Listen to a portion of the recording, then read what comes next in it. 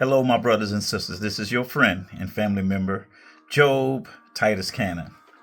And I'm here today to talk to you from these two words I really hope that you remember as long as you live. Today, I want to talk to you two words: encourage yourself. Let me say it again: encourage yourself. Let me say it one more time: encourage yourself. My brothers and sisters, when you are down and out, encourage yourself. When you are heavy and feeling emotionally bad, encourage yourself.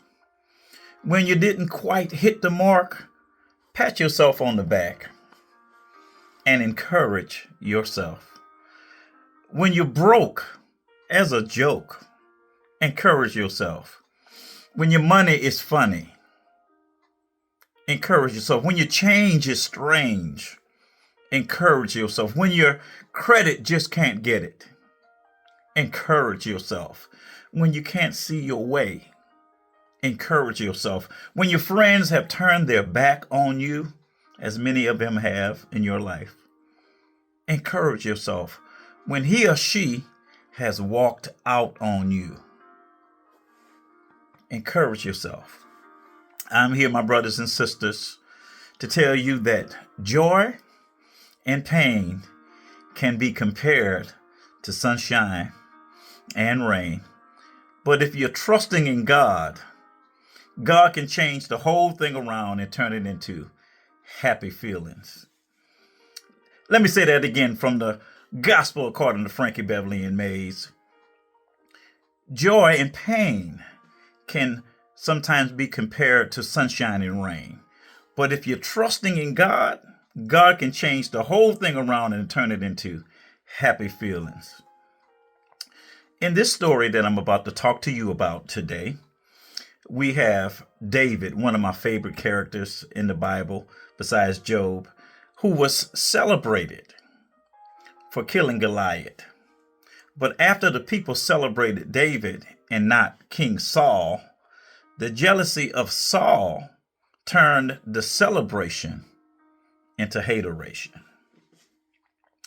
In other words, people can celebrate you one day and turn on you and hate you the next day. If you read the chapters of 1 Samuel 18 through 19, you will discover that King Saul becomes jealous of David and seeks to kill David. Although David knew that King Saul, the king of Israel, was trying to kill him, David respected the office of the king. Now, there were times when David could have killed Saul, but David spared Saul and respected the office of the king. In our reading and time of meditation, in your reading and time of meditation, I would suggest that you read 1 Samuel chapters 23 through 29. In these chapters, you will find that David went through many trials, struggles, problems after he was trying to do good for his country. Many times we try to do good, but boy, evil is always about. But in our study of chapter 30, you will find that David found himself at another crossroad in his life. Now, today I'm going to be reading from 1 Samuel chapter 31 through 19. And it reads as follows. This is from the King James Version. And we are going to talk about David's dilemma, verses 1 through 5. And it reads, "And it came to pass when David and his men were come to Ziklag on the third day, the Amalekites, which were enemies of Israel, had invaded the south, and Ziklag, and smitten Ziklag, and burned it with fire." So the city was burnt. "And they had taken the women captives that were therein, and they slew not any, either great or small, but carried them away and went on their way. So David and his men came to the city and beheld it was burned with fire, and their wives and their sons and their daughters were taken captive. Then David and the people that were with him lifted up their voice and wept until they had no more power to weep. And David's two wives were taken captives, Ahinoam and Jezreeliah, and Abigail, the wife of Nabal the Carmelite.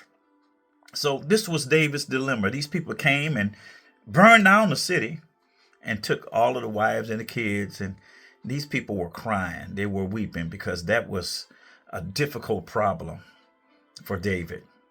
Verse 6, we want to talk about David's disdain, and because we want to talk about how you feel when bad things happen. And David was greatly distressed, for the people spake of stoning him, because the soul of the people was grieved, every man for his sons, for his daughters. But this is what David did. David encouraged himself in his God. That was David's disdain. He was going through, and he was feeling unworthy of people's respect because it was talking about trying to kill him. And sometimes people in your life would not only try to kill you, but they would try to kill your spirit. But David encouraged himself. Verse 7 and 8, which is David's dedication to God. David said unto Abiathar the priest, the Amalekite's son, I pray thee, bring me hither an ephod, which is like a robe. And Abiathar brought hither the ephod to David. And this is what David did. David started praying. He inquired of the Lord and said, shall I pursue after this troop? Shall I overtake them? And God answered this quickly. This is what God said. Pursue them, for thou shalt surely overtake them, and without fail recover it all. So David, when you go through trials and tribulations in your life and you feel like your back is against the wall, go to God in prayer. David prayed. In verse 9, this is what we call the decision of David. So David prayed in verse 8, verse 9. So David went.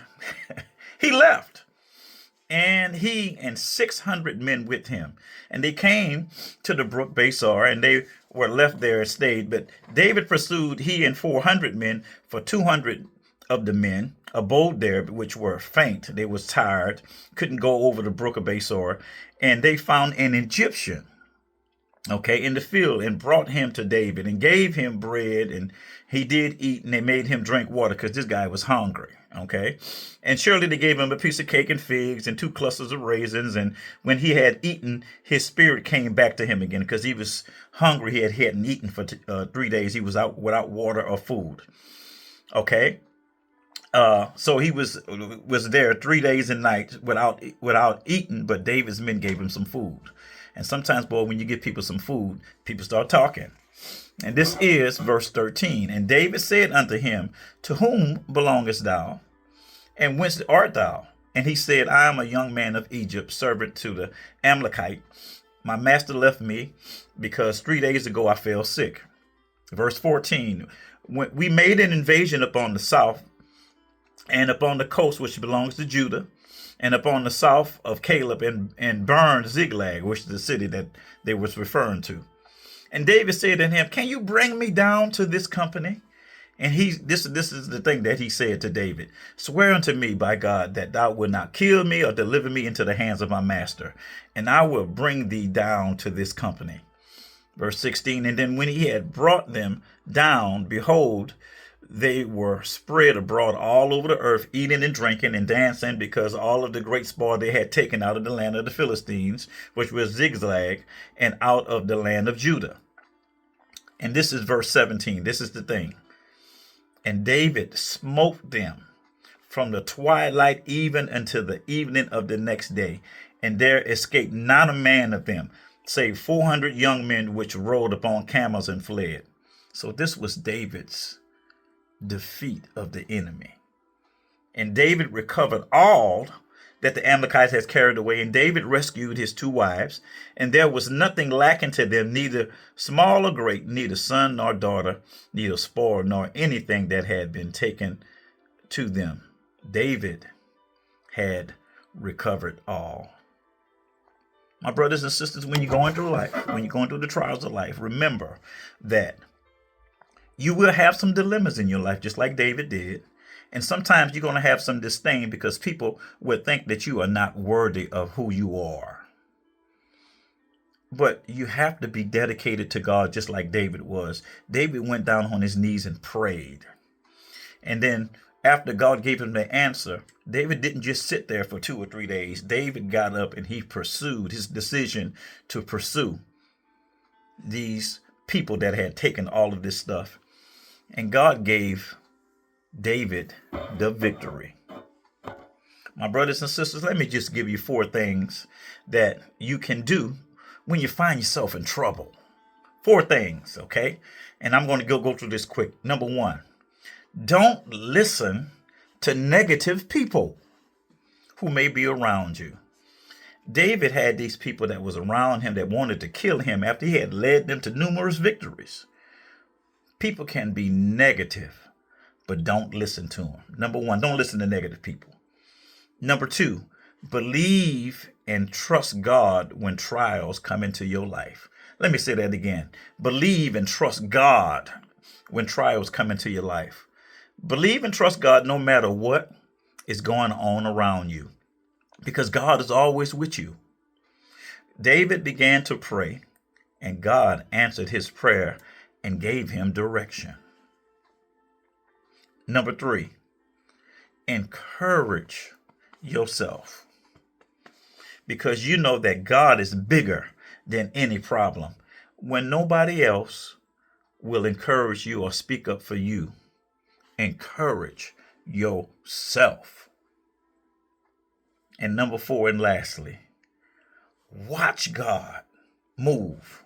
Let me say that again. Watch God move.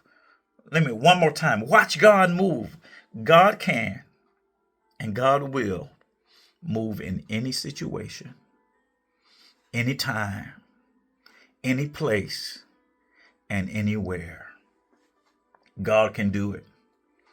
When you're going through the problems in your life, my brothers and sisters, when you're going through trials and tribulations, when you're going through situations that you don't know how to handle, trust God and encourage yourself. Blessings to you.